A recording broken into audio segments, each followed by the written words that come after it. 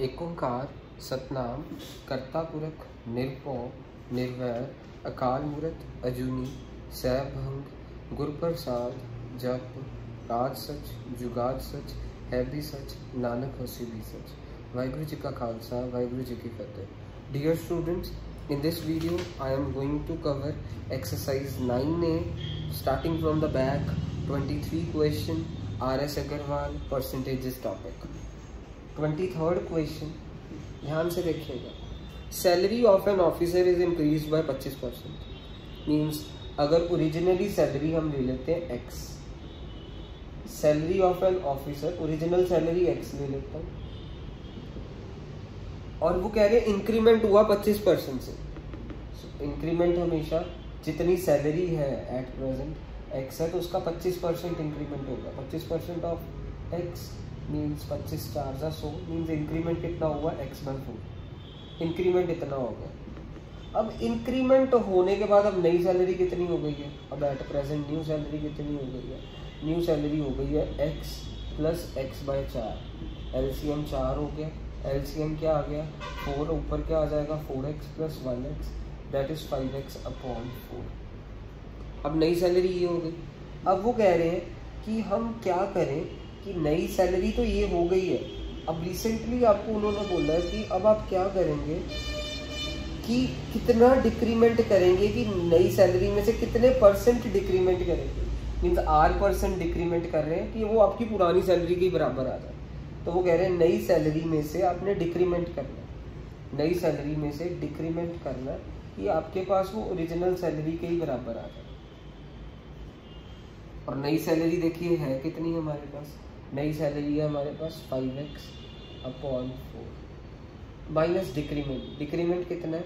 R/100 into जितनी salary है अब कितनी है? 5x/4 उसी का ही डिक्रीमेंट करना। ओरिजिनल सैलरी कितनी थी? x। मीन्स नई सैलरी 5x/4 में कितना डिक्रीमेंट करें? R% डिक्रीमेंट करें। R% जितनी एट प्रेजेंट है 5x/4 ये हमारे पास ओरिजिनल आ जाए। अब ये पहली टर्म ये दूसरी टर्म, इन दोनों में से कॉमन क्या है? x। अंदर क्या रह गया? 5/4 माइनस 5R/400 यही रह गया अंदर। तो अब मेरे पास इज इक्वल टू क्या हो गया? x। ये x के साथ x कट गया। तो बेसिकली अब मेरे पास क्या आ गया यहाँ पे? 5/4 minus 5R/400 is equal to 1। ये +1 उधर जाके -1, ये -5R/400 उधर जाके क्या आ जाएगा? +5R/400। यहाँ पे एलसीएम क्या हो गया? 4। 5 - 4 5R/400। यहाँ पे 1/4 इज इक्वल टू 5R/400। 4 1 = 4, यहाँ पे 100 उधर चला जाएगा इज इक्वल टू 5R हो गया। तो R कितना हो गया? 100/5 दैट इज 20%। ये क्वेश्चन था कि अब हमारे को नई सैलरी में से 20% डिक्रीज करना पड़ेगा तभी जाके ओरिजिनल सैलरी आएगी। अब हम अगला क्वेश्चन करने वाला हूँ 22 क्वेश्चन। 22 क्वेश्चन करने वाला हूँ, ध्यान से देखिएगा।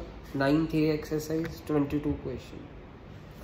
सो अब 22 क्वेश्चन में क्या है? Find the percentage of pure gold in 22 carat gold if 24 carat gold is 100 gram. अच्छा, सो प्योर सोना तो आपको पता ही है 24 ग्राम का होता है, और बीच में 22 कैरेट्स में क्या होता है कि हमने कॉपर मिक्स करा होता है, क्योंकि प्योर गोल्ड हमारा ये 22 क्वेश्चन है, क्योंकि प्योर गोल्ड बहुत ज़्यादा जल्दी टूट सकता है, बहुत जल्दी टूट जाता है। इसलिए कभी भी गहने कोई बंदा 24 कैरेट सोने के नहीं डालता, बीच में मिक्सिंग होती है थोड़ी बहुत, क्योंकि प्योर सोना तो टूट जाए, कुछ बचे ही ना प्योर सोने का। तो अब वो कह रहे हैं कि हमारे पास 24 कैरेट गोल्ड प्योर है। 100% कितना सोना होता है कि जिसमें कोई मिक्सिंग नहीं है 24 कैरेट में, मीन्स 100% सोना 24 कैरेट में होता है।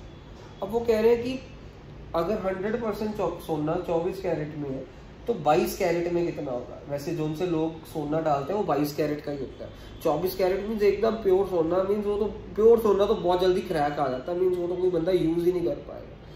अब 22 कैरेट वाला सोना डाला जाता है, उसका आप चेकिंग कैसे करते हैं? 916 लिखा होता है। मीन्स अगर हम 22 कैरेट का कोई भी सोने का आर्टिकल लेते हैं ना, मैग्नीफाइंग ग्लास के साथ आप देखिएगा उसके ऊपर 916 लिखा होगा। अब 22 कैरेट में कितने परसेंट सोना होगा, वो x% ले लेते हैं। अगर 24 में 100% है तो 22 कैरेट में x। अब क्या करेंगे हम, ये हमारा अब हम कह सकते हैं कि ये हमारे पास 24 इंटू एक्स, ये इंटू ये इज इक्वल टू 22 इंटू 100 ऐसे होगा। मैंने ऐसे this into this is equal to this into this कर दिया, तो मेरे पास x किसके इक्वल आ गया 2200 अपॉन 24। ये डायरेक्ट प्रोपोर्शन था ना, तो हम ये ऐसे कर सकते हैं this into this is equal to this into this. 24 carat में अगर 100% सोना है तो 22 कैरेट में कितने परसेंट सोना होगा, तो मीन्स इसको डिवाइड करी, कटिंग करी और मेरे पास आ रहा है इसको, मैं अभी डिवाइड करके दिखाता हूँ। 2 1 2 2 2 4, यहाँ पे 1100। अब 1100 को 12 के साथ डिवाइड कर देंगे, 12 7 84, 12 9 108, तो यहाँ पे 2 12 1 12 8 91, सॉरी 12 1 हाँ ठीक है, तो 12 9 108, तो मेरे पास इतना आया, तो मेरे पास बेसिकली आया क्या 91 8/12 ऐसे आया। देखिए ये परसेंट हो गया, 4 2 8 4 2 12 ऐसे कटअप कर दी, ये हमारा एग्जैक्ट आंसर हो गया। तो अब हम 21 क्वेश्चन करवाने वाले हैं।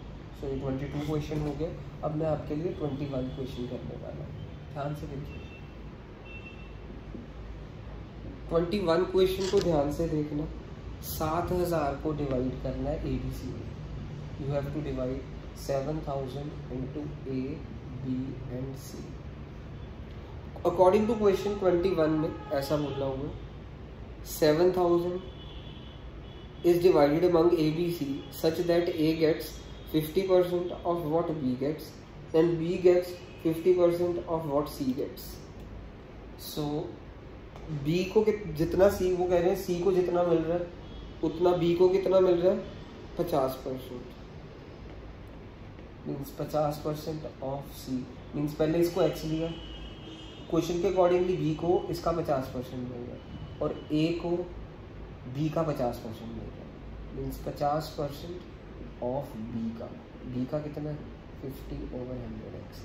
अच्छा मेरी बात ध्यान से देखना है, क्या क्वेश्चन में क्या कहा है, C को अगर X मिल रहा है तो B को कितना मिल रहा है 50% C का 50% B को मिल रहा है और B का 50% A को मिल रहा है।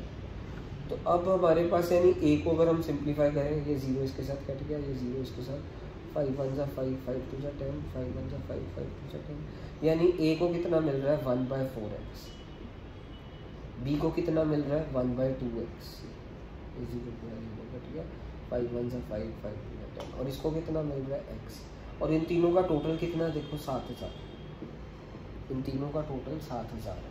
अब मैं एलसीएम ले लूँगा इन सभी का, अब मैं एलसीएम लेने वाला हूँ। यहाँ पे इनका एलसीएम क्या हो जाएगा 4, इसके नीचे ये x है इसके नीचे कुछ नहीं है, मीन्स 1 है, एलसीएम 4 हो गया। यहाँ पे क्या हो गया x, यहाँ पे क्या हो गया 2x और यहाँ पे क्या हो गया 4x इज इक्वल टू 7000। यहाँ पे क्या हो गया 7x upon 4 is equal to 7000, तो ये 4 उधर चला जाएगा, तो बेसिकली मेरे पास रह क्या गया, अब ये 4 उधर चला गया, तो बेसिकली रह गया 7000 इंटू 4/7, मीन्स मेरे पास कितना रह गया यहाँ पे 1000 इंटू 4 कितना होगा 4000। क्वेश्चन खत्म, दैट्स इट। सो मैंने इस वीडियो में 21, 22, 23 क्वेश्चन आपके कवर कर दिए। अब 18, 19, 20 आप खुद ट्राई करेंगे।